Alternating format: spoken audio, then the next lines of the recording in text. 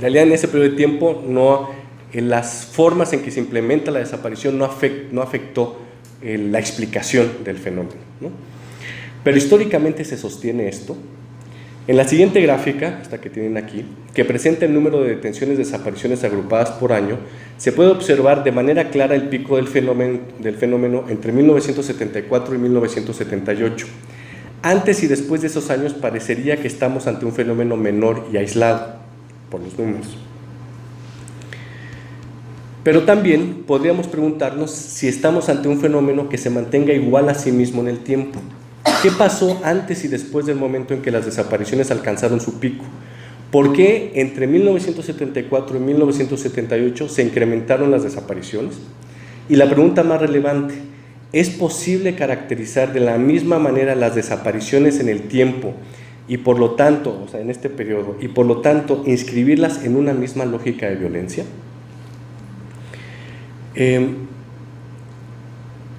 Durante el periodo contrainsurgente, antes de saltarme, lo que nosotros estamos viendo aquí es datos extraídos del informe de esta fiscalía que no fue reconocido públicamente, que el informe lo conocimos a través de una filtración en una página de internet de Estados Unidos. Lo que se recoge aquí, como lo que se recoge actualmente en los registros de las desapariciones de hoy, son solamente los casos de personas que fueron detenidas, desaparecidas de manera permanente, ¿no? Voy a volver adelante sobre esto, pero aquí no estamos viendo el fenómeno de la desaparición, solo estamos viendo uno de sus posibles resultados, que es la desaparición permanente de personas, ¿no? Entonces, lo voy a explicar a continuación. Bueno, mejor no se los leo, ¿no? Durante el periodo contrainsurgente, la desaparición forzada no siempre se usó como una técnica de eliminación. En los primeros años, la mayor parte de quienes fueron víctimas de este dispositivo represivo fueron puestos en libertad o en cárcel política. Es posible que por ello el número de desaparecidos permanentes entre los años de 1968 a 1973, como vemos en la gráfica, sea significativamente menor, pero no porque haya sido menor la implementación de la desaparición, sino porque estaba inscrita en una lógica distinta, ¿no? Y esta misma diferenciación se expresa de manera espacial, y me acabo de dar cuenta que no puse el mapa de esos años, pero bueno. Es decir, no solamente hay una diferenciación temporal, sino si lo ponemos esto en un mapa, vamos a ver dónde se concentra el mayor número de personas desaparecidas de manera permanente, ¿no? ¿Qué significa esto? No significa que en los otros estados donde se pinta de un color menos fuerte, la desaparición haya sido menor, sino que se usó con otro sentido, no con un sentido de eliminación, ¿no? Y ahí había que meterse a indagar en los casos para ver cómo es que se articuló la desaparición ahí y cuál fue la lógica que la soportó, ¿no?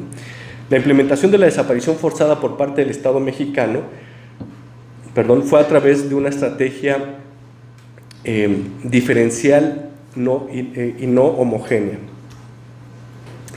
La implementación de la desaparición forzada por parte del Estado mexicano fue a través de una estrategia diferencial, no homogénea, pero general.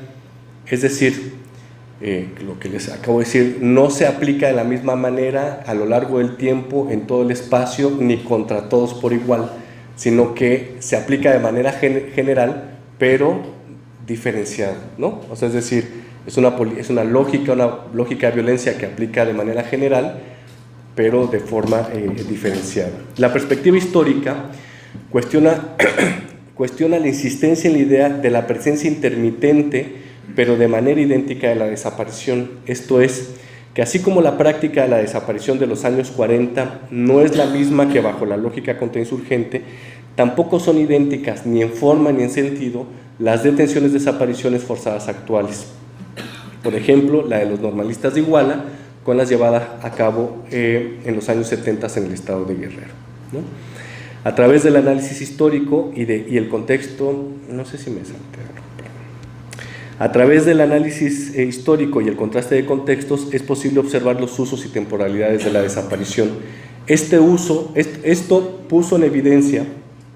pone en evidencia la complejidad de la implementación de la desaparición forzada, el nivel de política de Estado que alcanzó, su articulación dentro de las lógicas de violencia nacional y locales, la articulación de diversos actores y órdenes de gobierno en su implementación y la compleja coordinación burocrática que requirió, ¿no?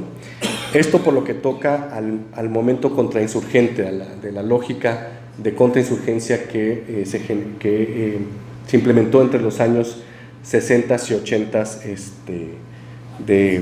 del siglo pasado, ¿no? Y aquí les traje unas fotos solo para relajar un momento. Son Genaro Vázquez en la sierra en Guerrero, con milicianos de la Asociación Cívica Nacional Revolucionaria. Miren, sí puse el mapa.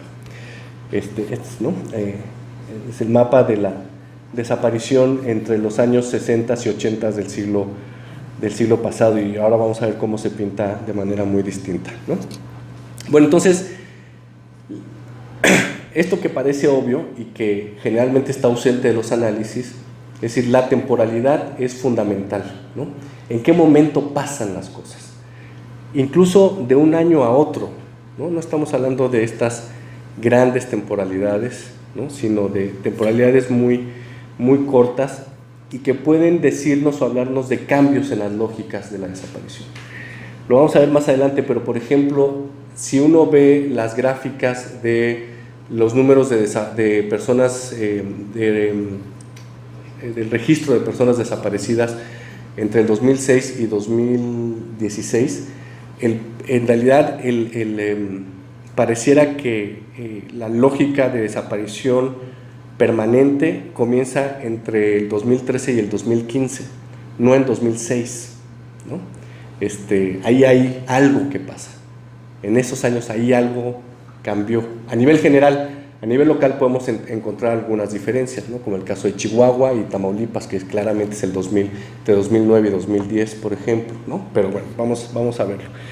Entonces, el primer punto es la temporalidad, ¿no? ¿Cuándo y cómo pasan las cosas? El segundo punto que les decía tiene que ver ya con la administración de las violencias, no solo las del Estado, ¿no? Como lo ha señalado Sheena Chestnut, a la represión política en los regímenes autoritarios se le ha dado por sentada más que analizada y explicada. Y se ha pasado por alto que las instituciones coercitivas no solo ejecutan, sino que diseñan y organizan la violencia de Estado. La relevancia de las instituciones coercitivas no radica entonces solo en ser el brazo ejecutor del régimen, sino que también lo modelan. Por su parte, Pablo Polixer, en su análisis sobre la represión bajo la dictadura chilena, brinda elementos que permiten comprender cómo la organización de las instituciones coercitivas y la administración de la información tiene efectos directos en las formas del ejercicio de la violencia. Por ello insiste en la necesidad de indagar en lo que llama espacios oscuros de la política, es decir, comprender y explicar las prácticas y estructuras de las instituciones coercitivas para discernir las lógicas de violencia. En la consigna "Fue el Estado", presente en los trabajos del derecho humanismo y la academia, se ha considerado la desaparición forzada como una política de Estado, consideración que es correcta. Pero curiosamente no es analizada ni presentada como tal, sino como un acto de extrema maldad del Estado y sus agentes, o como una desviación de los fundamentos normativos de las instituciones, o como un exceso de la burocracia de seguridad nacional, ¿no? Por ejemplo, se habla del exceso del uso de fuerza, hay un índice de letalidad, ¿no? Entonces, pasamos ya no del análisis de la lógica de violencia, sino ahora se trata solo de excesos, ¿no? No de cómo está determinada la estructura que administra la violencia. Es un problema serio del derecho humanismo y la academia. O como una desviación de los fundamentos normativos de las instituciones, o como un mero exceso de la burocracia de seguridad nacional, obviando en el análisis que toda política de Estado cuenta con una administración moderna, esto es, que se encuentra sujeta a planes y programas, con objetivos establecidos, procesos y procedimientos que se operan en contextos espacial y temporalmente determinados. pensar en la desaparición desde la administración de la violencia significa inscribirla dentro de las lógicas del Estado moderno. Y esto significa no solamente del actuar del Estado, ¿no?, sino de todas las formas de estatalidad que alcance, incluso las del crimen organizado, ¿no?, que también trabaja bajo lógicas de administración modernas. Pensar en la desaparición desde la administración de la violencia significa inscribirla dentro de las lógicas del Estado moderno, en las cuales la administración es la forma en que el Estado organiza y moviliza un conjunto de recursos materiales humanos que hacen posible su intervención en la sociedad. Piensen en cualquier política del Estado, la de salud, la de educación, ¿no? Siguiendo la analogía de E.P. Thompson, las estructuras y discursos, quien no conoce a E.P., que no es historiador o quien no conoce, E.P. Thompson fue uno de los grandes historiadores marxistas ingleses de finales de los 50 hasta su muerte en los 90, y uno de su libro clásico es La formación de la clase obrera en Inglaterra, y el prólogo, que es un prólogo bellísimo, él dice que justo, ¿no?, la clase no surge como un día en el sol, no está determinada, sino está determinada por la experiencia histórica, no por un tema ideológico. Pero bueno, siguiendo la analogía de E.P. Thompson, las estructuras, discursos y técnicas de la contrainsurgencia no surgieron como el sol en una hora precisa y con sus características definidas completamente. La estrategia y las técnicas que llegaron a configurar en algunos momentos y espacios prácticas de terrorismo de Estado aparecieron durante el proceso de consolidación de la propia contrainsurgencia y fueron desplegadas de manera estratégica, no lineal ni generalizada, en el marco de una administración que tuvo que aprender lecciones, determinar al enemigo, madurar y consolidar procesos, fortalecer dependencias y formar personal, así como contar con una estrategia presupuestaria en condiciones no necesariamente económicamente favorables para el Estado, ¿no? ¿Esto qué quiere decir? Que esta idea que tenemos que el Estado sale y reprime, o sea, hay una lógica de aprendizaje y hay procesos que tienen que madurar, ¿no? Una exguerrillera muy famosa, fue de los primeros grupos detenidos por la Dirección Federal de Seguridad del Frente Urbano Zapatista, Paquita Calvo. Le hace Vicente Leñero una entrevista en la cárcel a mediados de los años 70, y Paquita Calvo dice: el Estado no estaba preparado para responder acciones como las nuestras, ¿no? Al principio, en algún sentido tenía razón. Esto quiere decir que la transformación de una vieja práctica, es decir, como la desaparición forzada que está desde los años 40 en las estructuras de seguridad, la transformación de una vieja práctica en una estrategia de Estado no es automática y su transformación en política no es inmediata. La desaparición, por ejemplo, no se presentó como una técnica de eliminación en los comienzos de la contrainsurgencia, como vimos en la gráfica. Entre otras razones, además de considerar la evolución ideológica y militar del propio pensamiento contrainsurgente, porque la forma de operación y eliminación clandestina de la desaparición requirió de infraestructura y recursos especializados y hubo que crearlos y madurarlos. Las guerras, lo que hemos mal llamado las guerras contra el narco o la guerra entre los grupos de narcotráfico, no siempre produjo desapariciones, ¿no? Al principio esta era la táctica de dejar cuerpos descabezados, ¿no?